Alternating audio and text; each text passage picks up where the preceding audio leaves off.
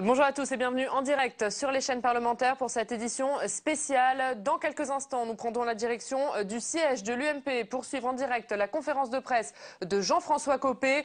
Mais tout de suite, direction le QG de campagne de François Hollande où Pierre Moscovici, son directeur de campagne, est en train de s'exprimer. On l'écoute. À ce titre-là, contact a été pris avec l'équipe de Nicolas Sarkozy. J'ai donc appelé ce matin Xavier Muscat et dans l'esprit qui était celui des déclarations des deux protagonistes de l'élection présidentielle hier soir, je peux dire que c'est une transition républicaine et apaisée qui se prépare. Deux dates, notamment, ont été agréées d'un commun accord. La première date, c'est le 8 mai. Nicolas Sarkozy a proposé à François Hollande d'être à ses côtés à l'occasion de ces cérémonies et François Hollande l'a volontiers accepté. La deuxième date, c'est la date de la passation de pouvoir, de l'installation donc du nouveau président François Hollande. Ce sera le 15 mai. Là encore, c'est Nicolas Sarkozy qui estimait qu'il fallait aller jusqu'au bout du mandat. Ça ne posait aucun problème. Je rappelle que contrairement à ce que j'avais lu ici ou là sur je ne sais quelle source diplomatique qui ne venait pas d'ici, nous n'avons jamais demandé que la transition soit accélérée et que la seule date qui avait été avancée par François Hollande lui-même était précisément le 15 mai. Et donc les choses se font dans un bon esprit, en bonne intelligence. Il y aura aussi une transmission d'informations, un échange d'informations sur les grands dossiers, notamment les grands dossiers internationaux qui attendent le nouveau président dans les jours qui viennent. Donc les équipes travaillent. J'ai aussi eu des contacts avec Jean-David Lévit, le conseiller diplomatique. Ça avance de façon, naturelle, dans une démocratie qui connaît l'alternance et où il y a une continuité de l'État qui s'impose. Pour ce qui est des contacts internationaux qui ont occupé et qui vont occuper aujourd'hui François Hollande pour l'essentiel de son temps, c'est à ça qu'il se consacre. Ils sont nombreux et très positifs. J'allais dire que c'était assez naturel. Pendant la campagne électorale, François Hollande avait dit à plusieurs reprises que les élections présidentielles françaises étaient importantes pour les Français d'abord, mais aussi pour l'Europe et pour le monde. Elles le sont de manière naturelle, puisque la France a un statut particulier en Europe et dans les relations internationales. Je rappelle que la France est un membre permanent du Conseil de sécurité des Nations Unies, que la France appartient au G8, qu'elle appartient au G20, qu'elle est un membre fondateur et un pays très important dans l'Union européenne. Et puis, il y a toute une série d'options qui ont été prises par François Hollande pendant la campagne, qui sont des options importantes, qui vont marquer des changements. J'en citerai deux. C'est d'abord la priorité à la croissance en Europe, et c'est ensuite la volonté, qui est la sienne, de retirer nos troupes combattantes d'Afghanistan d'ici à la fin de l'année 2012. Je vous rends compte simplement des principaux contacts, je vais essayer d'être à peu près exhaustif, que François Hollande a eu depuis hier soir. Attendez-vous à une certaine litanie, mais c'est la preuve au contraire de la considération qu'on apporte à la France et à son nouveau président, donc je retire le mot litanie évidemment. C'est une longue liste de contacts, car il y a une volonté forte de parler au nouveau président. Bien sûr, je commencerai par un certain nombre de contacts qui ont eu lieu dès hier soir. Le premier a été celui d'Angela Merkel, laquelle a appelé le nouveau président pour le féliciter de son élection, pour convenir ensemble qu'il fallait travailler une relation franco-allemande qui reste forte, car elle est fondamentale en Europe, et pour l'inviter à Berlin rapidement après son installation. Cette visite à Berlin, car nous avons gagné quelques voix, mais on en a perdu une, la mienne. J'ai voté pour François Hollande, mais je n'ai plus tout à fait la force de l'organe vocal. Donc, je reprends. Il y aura donc une visite à Berlin très rapidement après l'installation du nouveau président, donc juste après le 15 mai. Contact a été pris aussi hier, de façon chaleureuse, avec les responsables italiens, avec le Premier ministre Mario Monti, avec le président de la République, Giorgio Napolitano, dont je rappelle qu'il avait rencontré François Hollande et reçu François Hollande pendant la campagne présidentielle. Un contact a été aussi pris avec Barack Obama, qui a appelé François Hollande hier soir. Là aussi, un entretien très chaleureux et substantiel, au cours duquel le président américain a invité François Hollande, non seulement, c'était naturel, aux 2 sommets du G8 et de l'OTAN, qui se tiennent sur le sol américain, donc sommet du G8 à Camp David, sommet de l'OTAN à Chicago, mais lui a aussi proposé une rencontre bilatérale avant ces sommets, donc à Washington, ce qui est une marque d'attention évidemment toute particulière, car avant même que ces 2 sommets se tiennent, il y aura une rencontre avec le nouveau président français. François Hollande a aussi eu hier soir Stephen Harper, qui est le Premier ministre canadien. Aujourd'hui, il a eu de nombreux contacts à la fois mondiaux et européens avec le Premier ministre japonais, avec lequel l'entretien a été particulièrement positif et chaleureux, avec Mariano Rajoy, le président du gouvernement espagnol. Il est important que l'Espagne soit considérée, et elle l'apprécie comme telle, avec le président polonais, M. Komorowski, lequel, je le rappelle, avait aussi reçu François Hollande pendant la campagne électorale. Et vous avez vu que les autorités polonaises ont déclaré, à travers lui, que l'élection de François Hollande était une bonne nouvelle pour la Pologne. De nombreux représentants de l'Union européenne ont appelé François Hollande, à commencer par Herman Van Rompuy, le président du Conseil européen. Leur échange a porté en particulier sur la date d'un prochain Conseil européen informel, date sur laquelle M. Van Rompuy a demandé à François Hollande son sentiment. Un contact a aussi eu lieu avec M. Barroso, le président de la Commission européenne, avec Martin Schulz, le président du Parlement européen, qui joue un rôle important, et avec Jean-Claude Juncker, qui est, comme chacun sait, le président de l'Eurogroupe. Le contact est en train de se dérouler à l'instant même. Je lui ai parlé moi-même avant. D'autres premiers ministres européens se sont manifestés avec amitié. Elle Thorning-Schmidt, la première ministre danoise, qui est aussi la présidente en titre de l'Union européenne. Vous savez qu'à côté de la présidence permanente, il y a des présidences ministérielles. Ça, c'est par pays. M. Feynman, le chancelier d'Autriche, social-démocrate. Je rappelle que M. Feynman avait été un de ceux qui avaient manifesté le plus de sympathie pour les thèses de François Hollande sur la croissance pendant la campagne. Elio Di Rupo, Premier ministre belge. Alors là, le contact a été physique, vous l'avez vu hier à la Bastille. Je citerai d'autres leaders qui ont appelé François Hollande, à commencer par le président du Pérou, M. Humala, qui était de passage à Paris d'ailleurs. L'ambassadeur de Chine est venu porter, de la part du président chinois, un message particulier. Il faudra nouer avec la Chine des relations fortes. Il en va de même de Vladimir Poutine, qui a fait porter un message à François Hollande. Dans l'après-midi auront lieu des contacts avec Mahmoud Abbas et avec Benyamin Netanyahou.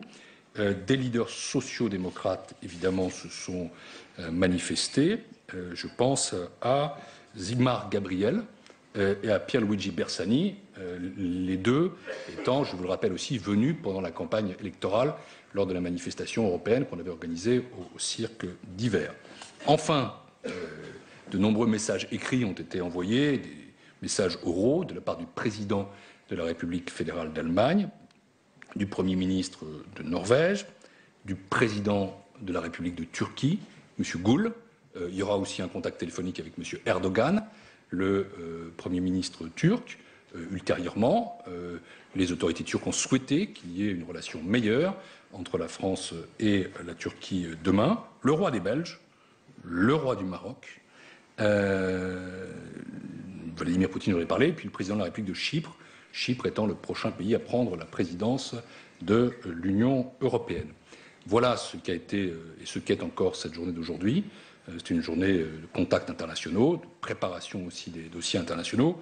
Et d'ailleurs, ce sera très largement sous ce signe-là que se déroulera la semaine à venir. C'est une semaine de travail. Et j'ai oublié l'Algérie, bien sûr, le président de l'Algérie. Les États-Unis, j'ai commencé par là. David Cameron, hier soir, je l'ai dit aussi, un contact très sympathique. Pardon, je savais que j'allais en oublier un, c'est fatalement comme ça. Donc David Cameron a été un des premiers à téléphoner avec François Hollande dans un contact tout à fait, je crois, amical. Et là, nous avons beaucoup à faire avec la Grande-Bretagne et le président de la République d'Algérie, je ne réussis mal à me relire, a envoyé un message écrit à François Hollande.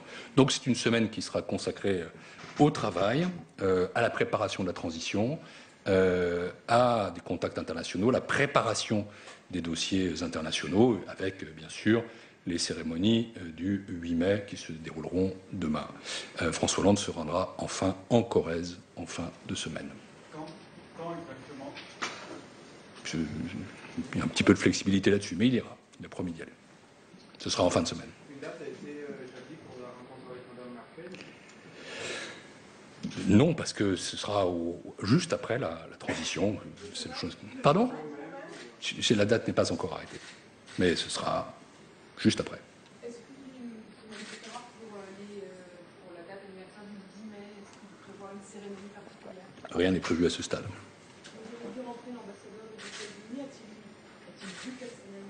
Non, c'est moi qui l'ai vu.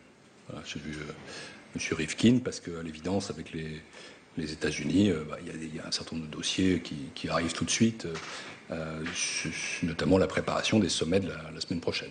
Et donc, l'ambassadeur de Chine était lui porteur d'un message du président chinois. Il a vu François Hollande.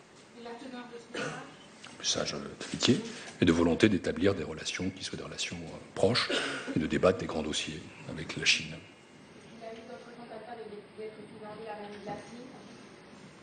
Ça va venir, c'est la suite. Elle ne m'a pas dit, mais en tout cas, le contact a été, m'a-t-il dit, très positif. Il a senti, de la part du Premier ministre Noda, vraiment la volonté de travailler mieux avec la France aussi. Il n'y en a pas eu à ce stade, mais ça viendra. Il y a Moustapha Ben Jaafar, qui est le président de l'Assemblée nationale constituante tunisienne, qui a fait des signes. Il y a eu aussi donc le président de la République d'Algérie, et d'autres contacts sont prévus aussi avec des chefs d'État africains.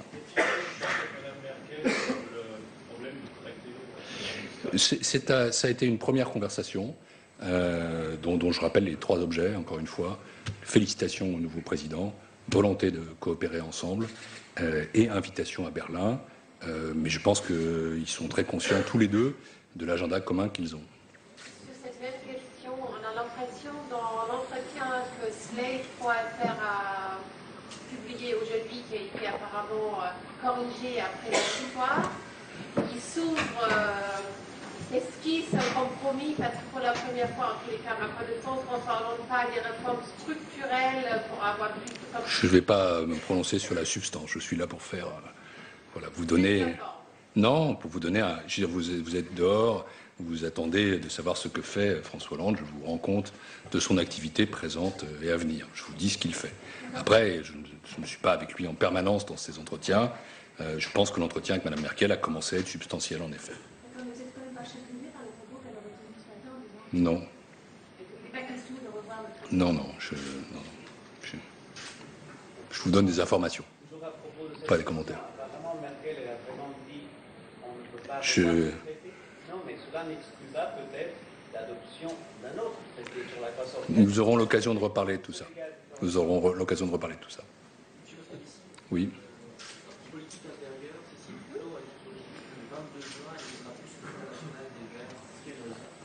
C'est pas l'objet de mon point de presse d'aujourd'hui. J'apprends la... Est-ce que c'est possible que la composition du gouvernement prochainement soit annoncée avant la... François Hollande, cette semaine, encore une fois, travaille essentiellement, je le rappelle, sur la transition, sur les dossiers internationaux, sur les contacts internationaux. C'est pas sur le gouvernement qu'il a travaillé aujourd'hui et qu'il compte travailler dans les jours qui viennent. Est-ce que Laurent Fabius a eu sa part des contacts? C'est François Hollande qui a eu ses contacts internationaux aujourd'hui. Quelle a été la nature de l'entretien avec M. Harper? Pardon. Quelle a été la nature de l'entretien avec M. Harper? Je n'ai pas eu de compte rendu sur l'entretien avec M. Harper. Il a eu lieu. Le premier conseil des ministres se tiendrait le mercredi. Mais Attendez, je suis en train de vous parler d'aujourd'hui. Nous aurons, si vous le voulez bien, chaque jour un rendez-vous de cette nature au cours duquel nous vous informerons de ce qui se produit. Chaque jour. Pardon? Chaque jour. Voilà. Et donc, je vous tiendrai informé au fur et à mesure du déroulement des contacts, du travail fait, etc.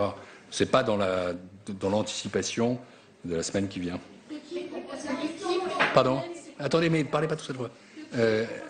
Attendez. Pardon?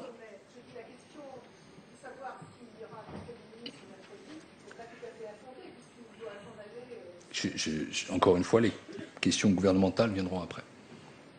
De qui est composée l'équipe qui mène ces contacts internationaux ici? C'est François Hollande qui les a lui-même. Je suis là également. Pascal Brice est là. Cette équipe sera renforcée. Donc, c'est Maurice Brault est présent. Ce sont ceux qui ont travaillé dans le cadre de l'équipe de campagne sur ces questions qui sont là. Et puis, ce dispositif sera ultérieurement musclé. Vous avez évoqué la Corrèze en disant que François Hollande reviendrait, parce que le représentant de France 3 nous a Oui. reviendra en Corrèze en fin de semaine. Oui. Pourquoi? Dans quelle occasion? À quelle occasion? Il a promis aux Corésiens de le faire hier. Il y a aussi, je pense, des questions de succession à régler, divers. Présidence du Conseil général de la Corrèze, les élections législatives, où par définition il ne sera pas candidat, je ne sais pas. Mais en tout cas, il souhaite aller en Corrèze. Pour acter sa démission. Il souhaite aller en Corrèze. Il y a des sujets qui. Attends. Quel type de véhicule pourrait avoir François Hollande président? C'est une colle. Pardon? Oh, c'est une bonne voiture. Elle est fabriquée à Sochaux, mais c'est une. Franchement, c'est d'autres que moi sauront ça plus tard. Monsieur, dans toute la liste de vos contacts, vous n'avez pas mentionné la Suisse. Est-ce que vous y voyez une forme de défiance? Pas du tout, mais attendez. François Hollande a été élu. Non. François Hollande a été élu hier soir à 20h. Je viens déjà de vous donner une très longue liste. Elle va s'allonger au fur et à mesure. Les contacts viendront, d'autres contacts européens, des contacts africains, et la Suisse, bien sûr, avec laquelle il y a une amitié très forte qui nous lie. Il n'y a aucune forme de défiance, de quelque nature que ce soit. Si vous en déduisez que tous ceux qui n'ont pas appelé dans les 5 premières heures sont dans la défiance, moi je vous dis plutôt l'inverse. C'est-à-dire que la masse des contacts prouve au contraire. La masse des contacts et la qualité des contacts prouvent au contraire à quel point cette élection est suivie, intéresse, et à quel point il y a une volonté de débattre avec le nouveau président français, de le rencontrer également pour énormément de jours. Une précision sur l'avion dans lequel À ce stade, c'est autour de l'équipe de campagne que se fait l'équipe de transition. Encore une fois, elle sera au fur et à mesure renforcée par des éléments qui auront vocation à travailler avec le président. Une précision sur l'avion dans lequel François Hollande a voyagé hier, c'est un avion envoyé Non, non, un avion loué. loué à peu près. Oui, absolument. Je rappelle. Non, j'allais faire de la précision. Je rappelle que la campagne électorale s'est achevée hier soir à 20h. Voilà. Et que donc toutes les dépenses qui sont ultérieurement engagées ne sont pas des dépenses électorales. Voilà. Pour les cérémonies du 8 mai demain, est-ce que le président de la République sortant et le président de la République élu auront le même véhicule pour aller de l'Élysée? Ces détails sont en train de se régler. Non, probablement pas, mais je pense, oui. C'est quelle heure de cérémonie demain? Tout c'est en train de se régler. Et votre titre maintenant, Sans titre particulier. J'anime cette équipe, cette antenne, cette équipe de transition. Est-ce que vous avez l'impression, après l'entretien entre M. Hollande et M. Monti, que l'Italie doit être un partenaire fort et fiable pour un plus de croissance en Europe? Et ensuite, une deuxième question, est-ce que M. Hollande, je le rapproche à le véhicule, est-ce que M. Hollande va garder l'air Sarko-One? Mais vous me posez des questions auxquelles je n'ai pas réponse aujourd'hui. Je répète ce que je fais moi. Voilà, j'anime cette équipe de transition. Je vous rends compte de ce qui se passe.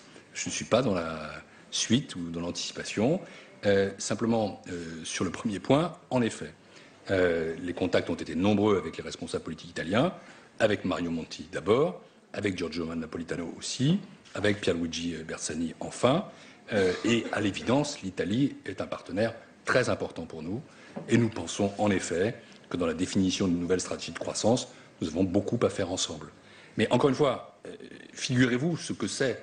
Vous avez un président élu, les coups de fil, les demandes de rendez-vous s'amoncellent, il les prend au fur et à mesure, ce sont des premières conversations, des premiers contacts, certains sont substantiels, d'autres un peu moins.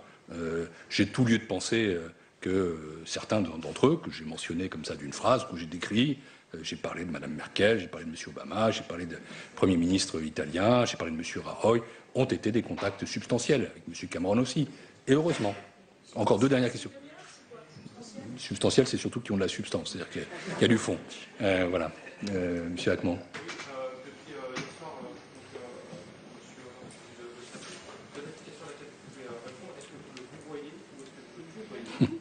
Je le tutoie. Mais on peut changer de statut sans changer pour autant de personnalité. Et puis vous savez, voilà, je le tutoie. Et je le tutoie et je ne suis pas seul à le tutoyer. François Hollande, il a changé de statut, il est président de la République, il a la responsabilité qui va avec, il y a la gravité qui va avec, il n'y a pas le protocole. Le protocole viendra ultérieurement. Est-ce que vous pourriez parler en anglais? What about? Par rapport à la conversation que M. Hollande a eue hier soir avec le président Obama. Et est-ce qu'on peut envisager que M. Hollande passe une nuit à Washington avant le G8? So President Obama called Mr. Hollande yesterday night. He congratulated him for his election. He said he would welcome him at the two summits organized in the US, in Camp David for the G8, in Chicago for NATO. He also invited specifically Mr. Hollande to a bilateral meeting in Washington in the morning of the G8 summit, which is clearly a mark of friendship and respect. And as I have been told by Ambassador Rifkin, Mr. Obama is clearly expecting favorably to work with Mr. Hollande, and he is certain that they will get along well together. Ça vous va? Pardon? Pardon? No, it's in the morning. The meeting is supposed, the bilateral meeting is supposed to be in the morning, and the summit of the G8 in the afternoon, but those things will be established in the days to come. From Irish television, please. Yeah. Can I ask if Mr. Hollande has had contact with the Irish Prime Minister, and will the new administration recommend that Ireland goes ahead and votes for the fiscal treaty, even if Mr. Hollande would like to change it? During the campaign, I had myself in contact with the Deputy Prime Minister, which is, I think, the President of the Labour Party in Ireland. He told me his sympathy for Mr. Hollande and encouragements. We also talked about the referendum. It is clear, although, that when a referendum happens, the people of the country concerned choose themselves. This is a matter of sovereignty, so nobody will interfere in the Irish referendum. The Irish people will choose for themselves. But will they choose something which may be changed by Mr. Hollande? My answer is the correct one. And are the plans for a meeting with Mr. Cameron soon? They will meet, of course. They will meet next week, and they will have to meet because France and Great Britain have so many interests in common on defense, on foreign policy. Vous avez donc pu suivre en direct sur les chaînes parlementaires cette conférence de presse bilingue de Pierre Moscovici, le directeur de campagne de François Hollande. Une conférence de presse, Mickaël, qui était visiblement destinée à montrer que François Hollande enfile le costume de président. Oui, en tout cas, c'est un rendez-vous qu'on va devoir suivre sûrement toute la semaine. Pierre Moscovici nous a déjà donné rendez-vous tous les jours pour ce rendez-vous quotidien. Alors peut-être demain en italien, en espagnol, en chinois, que sais-je.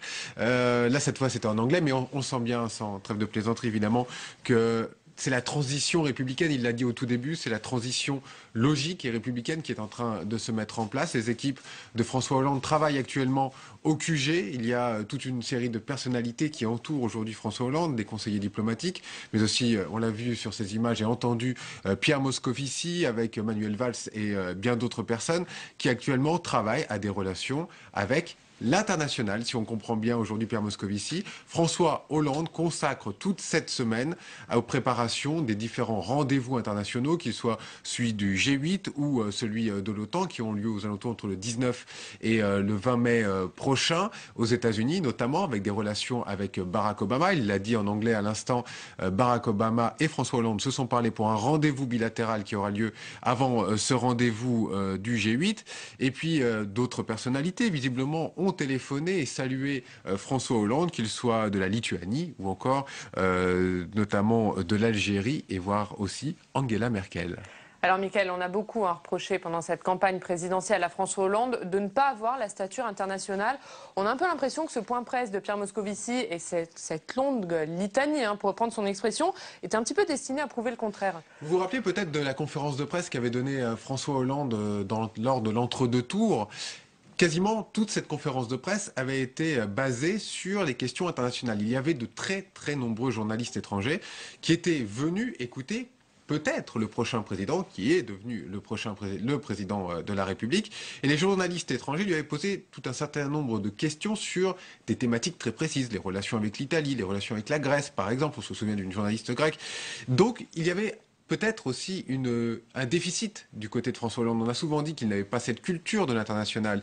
Il n'a jamais été ministre. Voilà, tout ce qu'on sait déjà depuis toute cette campagne d'élection présidentielle. Et aujourd'hui, ils veulent peut-être, avec cette conférence de presse, montrer tout simplement que les relations avec les pays étrangers, avec l'Union européenne, se poursuivent normalement et que François Hollande a les mêmes relations avec ces pays que Nicolas Sarkozy pouvait les avoir.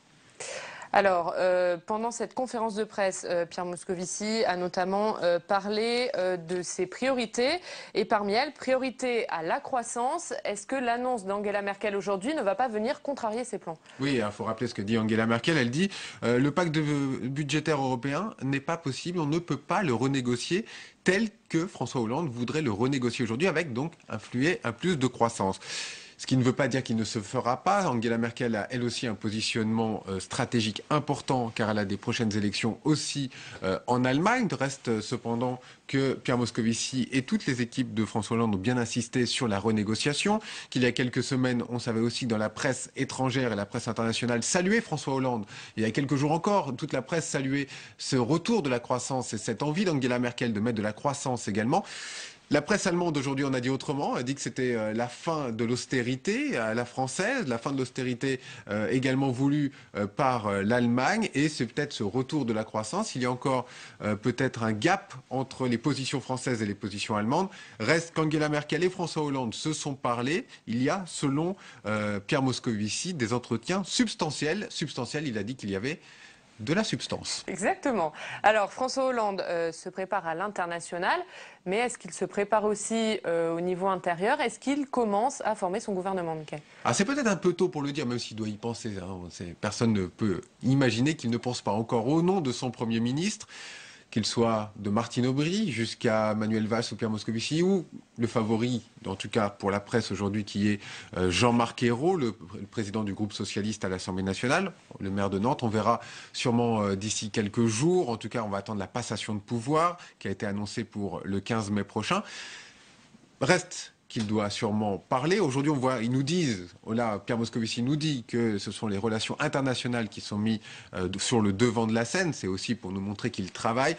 Reste cependant qu'il doit aussi beaucoup parler de ce futur gouvernement, ou en tout cas charger ce futur Premier ministre qui doit savoir aujourd'hui s'il sera Premier ministre ou pas, de charger de faire ce gouvernement. Et reste aussi le premier rendez-vous sur la scène française important pour François Hollande, un rendez-vous de marque comme président aux côtés de Nicolas Sarkozy. Ce sera demain. On le suivra d'ailleurs sur notre antenne en direct, Nicolas Sarkozy et François Hollande ensemble pour les célébrations du 8 mai 45, demain. Donc une journée importante, un signal très fort. Pierre Moscovici a dit que Nicolas Sarkozy ne voyait absolument aucune objection à ce que François Hollande soit à ses côtés demain pour le traditionnel dépôt de gerbes place de l'Étoile. Donc ça sera sûrement un moment très fort et symbolique. La première image forte aussi de président François Hollande. Exactement, on l'a dit, deux grands rendez-vous avant la longue liste des rendez-vous internationaux qui attendent François Hollande. Donc demain, le 8 mai, à suivre en direct sur notre antenne à partir de 10h45. Et puis le 15 mai, la passation de pouvoir que vous pourrez aussi suivre en direct. Un petit mot, Michael, avant de se quitter, sur le rôle de Pierre Moscovici. On a l'impression que c'est lui qui prend les choses en main pendant cette période de transition. C'est vrai que si on faisait un peu de politique politicienne, on va rester peut-être quelques secondes là-dessus, on avait beaucoup vu Manuel Valls, le directeur de la communication de François Hollande ces dernières semaines. Hier aussi à la Bastille, c'est lui qui organisait un petit peu, c'est normal, c'était peut-être de la communication. Et Pierre Moscovici travaillait beaucoup à ses relations internationales avec notamment l'ambassadeur des États-Unis avec qui il avait de très nombreuses relations. Pierre Moscovici revient sur le devant de la scène. Il va organiser ce point presse quotidien pour les journalistes, pour les tenir au courant de ce que fait François Hollande, président. Reste à savoir quel rôle aura très exactement Pierre Moscovici. On va peut-être apprendre à mieux connaître ce rôle de Pierre Moscovici. Peut-être sera-t-il amené aussi à participer au gouvernement. On ne sait pas encore. Ça, tout dépend aussi des choix de François Hollande. Mais là, c'est vrai que Pierre Moscovici revient aussi sur le devant de la scène. Et c'est peut-être un signal qu'il veut donner lui-même, Pierre Moscovici. Et ce sera donc à suivre tous les jours. On se retrouve... On vous fera vivre tout ça. Exactement. On se retrouve, nous, dans quelques minutes, Michael, pour suivre en direct la conférence de presse de Jean-François Copé à l'issue d'un bureau extraordinaire de l'UMP qui est en train de se tenir en ce moment même au siège du parti autour de tous les ténors de la majorité. On se retrouve donc dans quelques minutes. À tout de suite.